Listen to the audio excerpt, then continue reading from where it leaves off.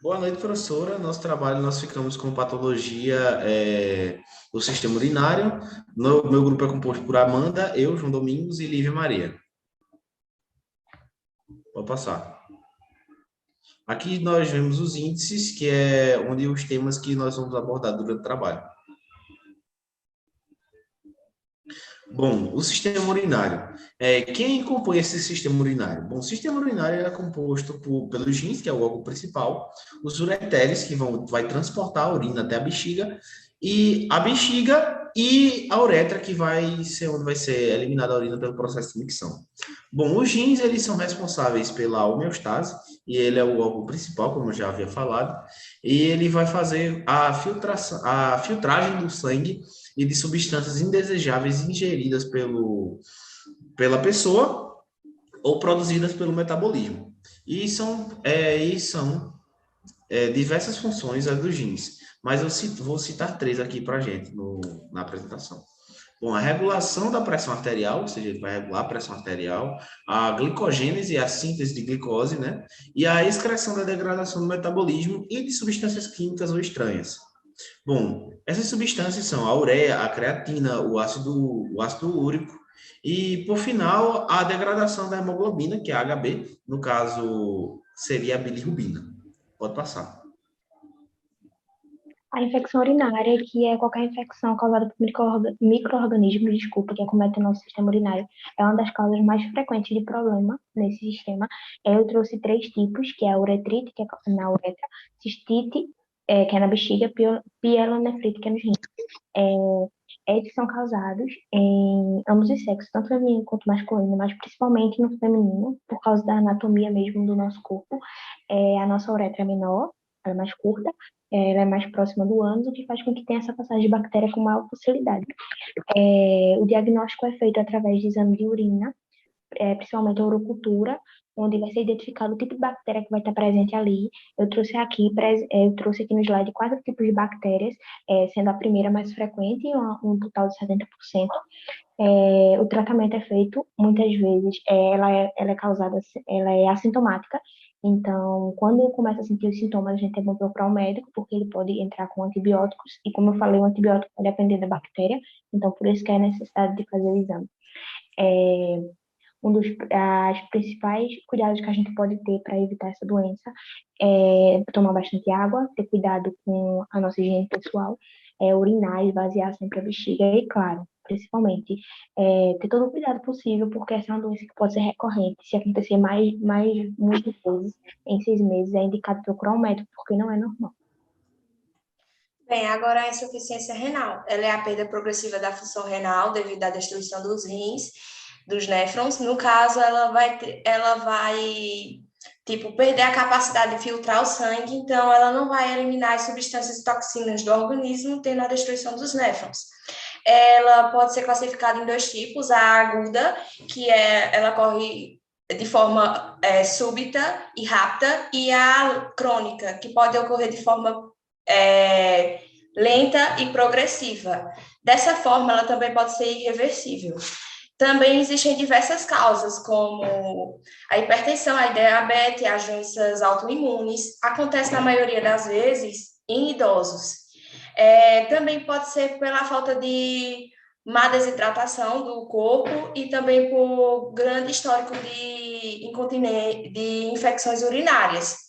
Mas também a gente não faz uma boa alimentação, faz uma alimentação muito rica em sódio, isso pode também levar à insuficiência renal. O tratamento pode ser por medicamentos, uma mudança de alimentação e, em casos mais graves, a hemodiálise. Bom, professora, falando dos cálculos renais, que é mais conhecido como pedra no rim, são os cristais que são formados em qualquer lugar do nosso sistema urinário, que vai criar pedras, que essas pedras são uma das maiores causadoras de dor. Eu trouxe aqui para a gente alguns sintomas, mas principalmente elas se caracterizam por uma cólica abdominal que passa para as costas, e isso acaba dificultando muito na funcionalidade da gente. Então, por isso que é sempre necessário, quando sentir essas dores, procurar um médico, porque essa dor vai e volta, vai e volta. Então, a gente tem que procurar um médico através de exames de imagem, como, por exemplo, ultrassom. A gente consegue identificar se a pedra está muito pequena, se está muito grande, que local está, qual dor que vai, qual tipo de dor que está causando.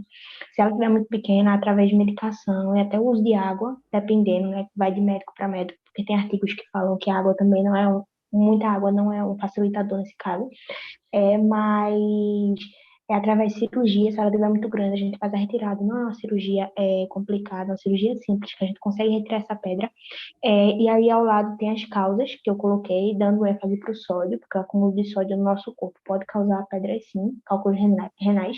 E uma observação também muito importante é que essa é uma doença que pode voltar. Então não adianta você operar, não adianta você tratar, se você não mudar seus hábitos e mudar suas atitudes. Lembrando também que a doença é genética e também que isso pode acontecer várias vezes.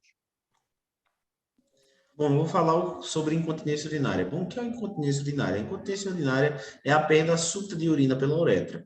Esse distúrbio ele pode acontecer em jovens, crianças ou adultos, sendo mais comuns em mulheres.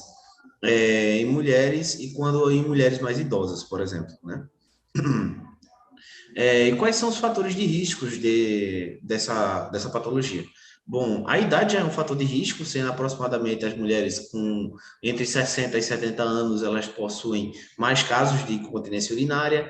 Bom, em situações que podem ocasionar a perda de função dos rins, a infecções urinárias recorrentes e também algumas patologias que podem acometer a incontinência urinária, são a diabetes, a obesidade, as doenças e as doenças neurológicas. Bom, eu trouxe também aqui tipos de diabetes, né? Tipos de incontinência urinária, que é a incontinência urinária de esforço, que é a incontinência urinária de esforço vai ser quando a pessoa tosse e faz exercício ou movimenta-se, ela vai urinar. No caso, ela não vai conseguir segurar a urina. Bom, a de urgência, que é quando muitas vezes é a mais grave, né?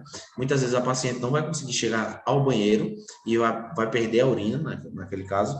A mista, que no caso ela impossibilita o controle do controle da urina, né? Não vai conseguir segurar a urina. E a edurese noturna sendo mais comum em crianças de 4 a 3 anos, e é muito normal. Bem, agora as neoplasias nefríticas, elas são crescimentos celulares anormais na estrutura renal que podem formar uma massa palpável e muitas vezes elas são assintomáticas, mas conforme crescem podem causar dor e hematúria, que é o sangue na urina. Ela está relacionada ao tabagismo, à obesidade, à hipertensão arterial, o uso excessivo de medicamentos e o uso de energéticos ou produtos com muito açúcar. O tratamento, ele é a radioterapia, a cirurgia para a retirada do tumor, ou em casos de tumor menores, indicada a crioterapia, que é o uso da criogenia para congelar aquele tumor, para que ele se descole e desça pelo canal. Mas isso é só em casos em que o tumor está muito pequeno. Bem, professora, está aqui as referências bibliográficas. Pode passar. Aqui estão as outras referências e muito obrigado e esse foi o trabalho.